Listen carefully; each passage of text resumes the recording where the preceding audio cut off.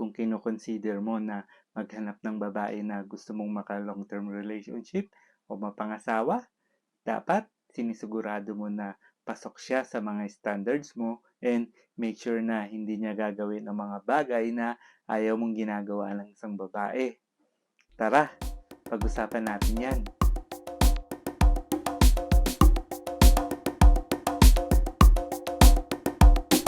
Sa video na to, pag-uusapan natin kung bakit madalas na nagkakamali ang mga lalaki doon sa pagpili nila ng babae at nagre-resulta ito ng problema dahil sa maling desisyon at pagpili nila ng babae. Kasi ang binatang lalaki kapag nakikipag-date sa babae, hanggat maaari, gusto nila sagutin sila agad nito para pwede na nilang maikama agad. Actually, ganyan din yung naging mindset ko dati. Kasi ang akala ko kapag sinagot na ako ng babae, solve na yung problema ko. Ang hindi ko alam, pag sinagot ka na ng babae, doon pa lang pala nagsisimula yung totoong problema mo at kakaharapin habang nasa relasyon ka. Based on my experiences, hindi naman sa pagmamayabang.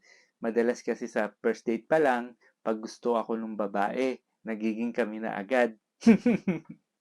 At syempre, pag hindi naman ako type ng babae, it's either na i-ghost ako o papaasahin na lang after ng first date. Ganyan madalas ang sitwasyon, kaya walang biro yan.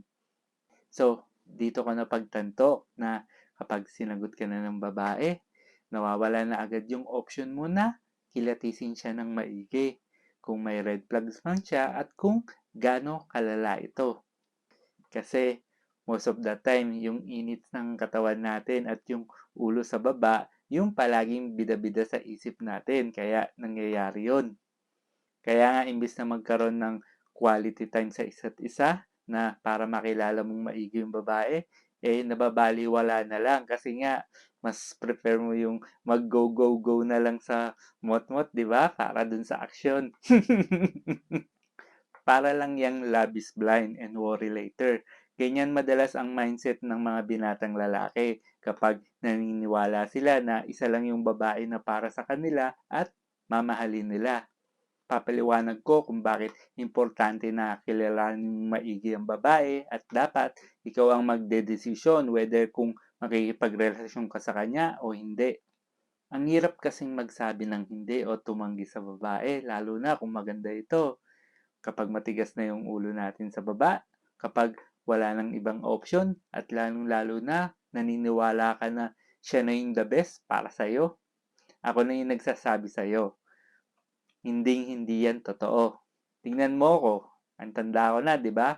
Pero base sa karanasan ko, mula nung early 20s ako, ngayon nasa 40s na ako, di pa ako kasal, pero may girlfriend pa rin na hot and beautiful. Every time na papasok ako sa bagong relasyon, palaging mas maganda at better yung pinapalit ko kumpara dun sa previous ones. So, paano ko ginagawa yan? Simple lang, alam ko na yung gusto ko at kailangan ko sa babae. Kung pasado siya sa red flags, kasi wala naman talagang babaeng perfect na walang red flags. Meron at meron yan. Nasa sayo na yan kung paano mo tatanggapin at i-manage ang mga yon. Ang next sa checklist ko ay, una, regular access sa sex. Pangalawa, yung fertility niya para magkaanak kayo pag kinasal. Pangatlo, malinis at maayos sa bahay. Pang-apat, dapat nakakapalagayang loob mo siya at sinusuportahan niya yung mga balak mong gawin sa buhay para maging successful ka. In short, nagbibigay siya ng peace of mind sa iyo at respeto bilang isang lalaki. Ang sekreto lang dyan talaga dapat masaya ka na sa buhay mo. Yung tipong hindi mo na kailangan ng babae para lang sumaya ka. Kasi I believe na yung mga babae ay isang luxury o add-ons lang sa buhay ng isang lalaki. Kung idedepende mo sa babae yung lahat ng kasiyahan mo sa buhay, dyan magsisimula yung problema mo. Hindi kasi sila anghel para paligayahin ka every time. Sila ay babae na dapat sinusuportahan yung mga desisyon mo, mga balak mo, at binibigyan ka dapat ng peace of mind para maging successful ka sa pagbuo ng pamilya mo at mabigyan sila ng komportableng buhay. Kaya napaka-importante na dapat pinaplano mong maigi yung gusto mong mangyari sa buhay mo. Pag pabigla-bigla ka at nagpadala sa ulo mo sa baba, malamang magiging simula niyan yung pagiging sad boy mo later. Never pa akong ikinasal kaya may opportunity pa ako if ever na mag-break kami ng current girlfriend ko na makahanap ng ibang babae na pwedeng mag-complement sa buhay ko at hindi magiging pabigat at hindi magbibigay ng problemang malala. Siyempre, gagawin ko lang yan kung hindi mag-workout yung current relationship ko sa girlfriend ko. And so far, yung current GF ko ngayon, siya na yung pinakamatagal kong nakarelasyon. Bakit? Siyempre, kasi nasala akong maigi yung mga babaeng kasabay niya nung nakikipag-date ako sa kanya. Pasok siya sa mga standards ko at nire-respeto niya yung mga boundaries ko. Nung time na magkakilala kami, may 4 pa akong ibang babaeng dinidate at dinidiskarte yan nun. Hindi ako nagkaroon ng mindset na mauubusan ng babae. So, kung ayaw nila sa akin, edi next. Kung may hindi sila nagustuhan sa akin, edi next. Kung hindi ko sila nagustuhan, edi next, and so on. Pinaka-importante lang dyan kung gagawin mo ay yung time management mo.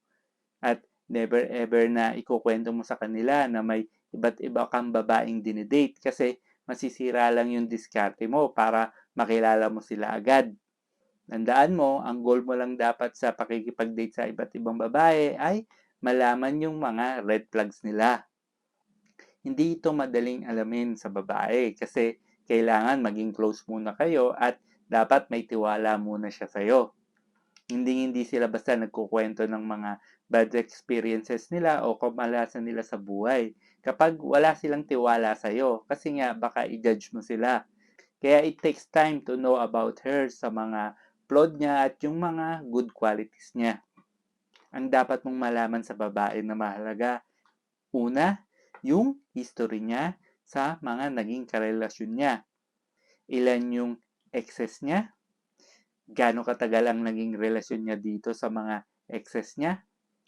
Gaano katagal silang break na at kung may contact pa sila sa exes niya?